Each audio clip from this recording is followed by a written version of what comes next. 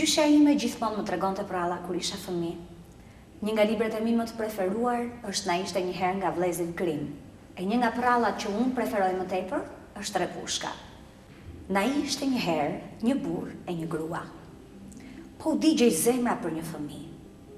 Këta ana kishin pas shtëpisë një dritare të vogël që binte mbi një kopësht të mrekullueshëm, plot me lule të bukura dhe lakra.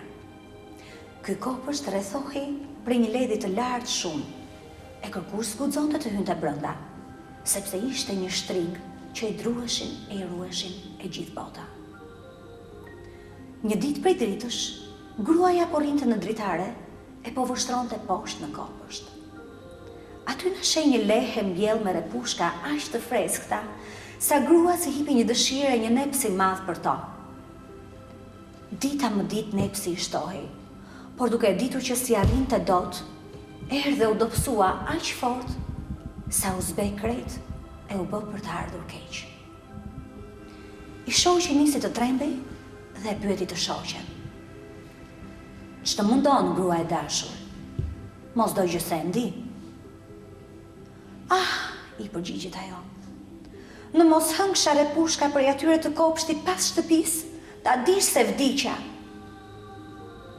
Burri që e donte fort të shoqen tha me vete.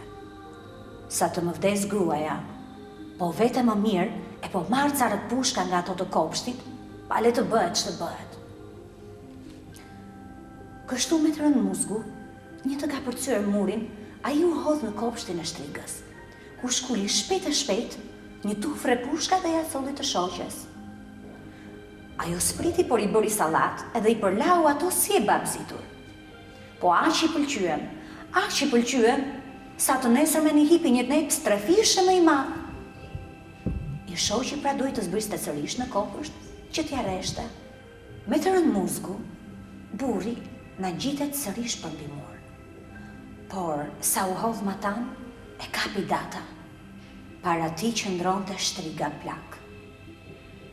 Si guxon ti, i tha ajo, duke e parë gjithin atë, të hysh në kopshtin ti me të më vjedhësh repushkat. Prit pa ta ndrequ. Ah, ja ktheu burri. Ki mëshirë, se nuk kam fal. I me shoqe i pa repushkat nga dritarja dhe e ka ploj një dëshirë aq e madhe për to, sa do të vdiste po të mos i shtinte dot në gojë. Atëherë shtrikës në i rajnati dhe foli e tha. Kur qenë ka kështu si thua ti, merr atëherë repushka sa të duash për të shoqe. Veç me një kusht, të më japësh mua fëmijën që do t'ju lind. Për ta mbajtur do ta mbaj mirë, e do ta kujdesem për të si një nën. Burri nga frika pranoi.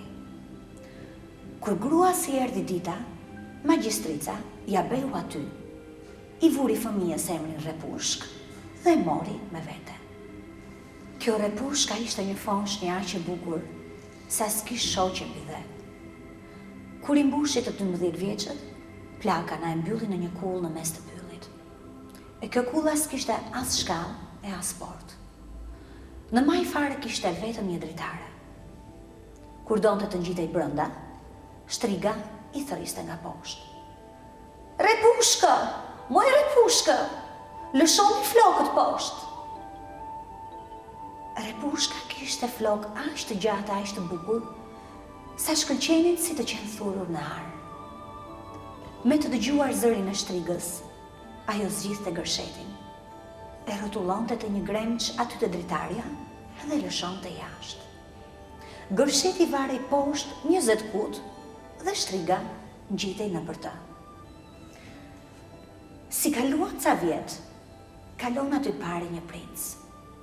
Ecte përmbes pyllit, e kur bëriti te kulla, ky princi na dëgjon një këngë.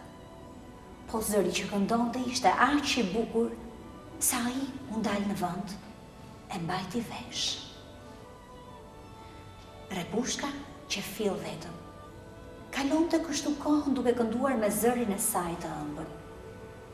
Princi deshi të ngjitej lart tek ajo, dhe nisi po kërkonte ndonjë derë nga të hynde, po derë s'gjeti, se nuk ish.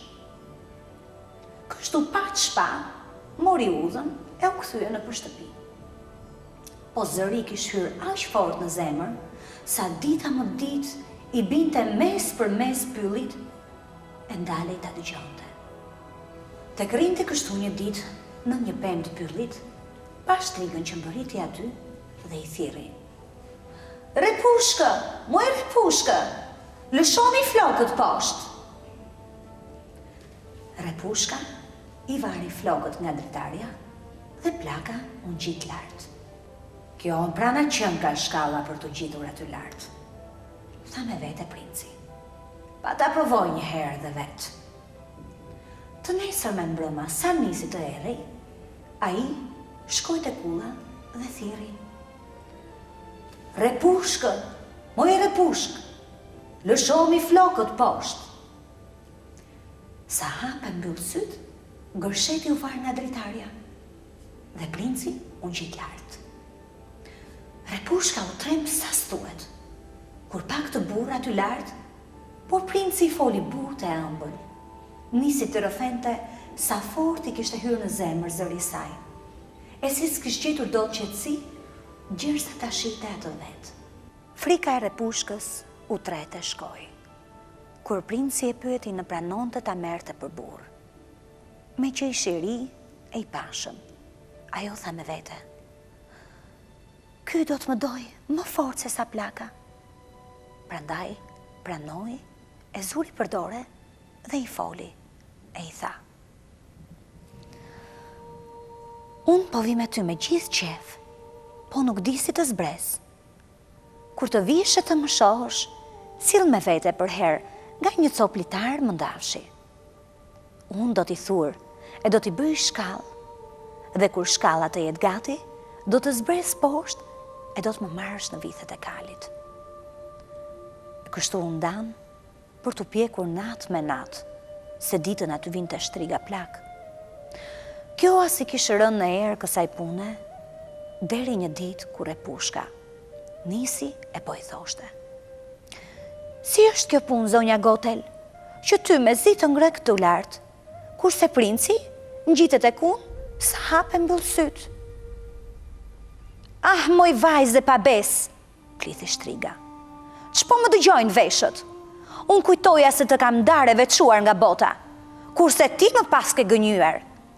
Dhe gjithë vrere zemërim i kapi flokët Repushkës, i mbështolli rreth krahut të majt dhe me dorën e thjathë i futi gërshërën e gërr, derisa ja preu krejt gërshetin e bukur që u derdh në tokë.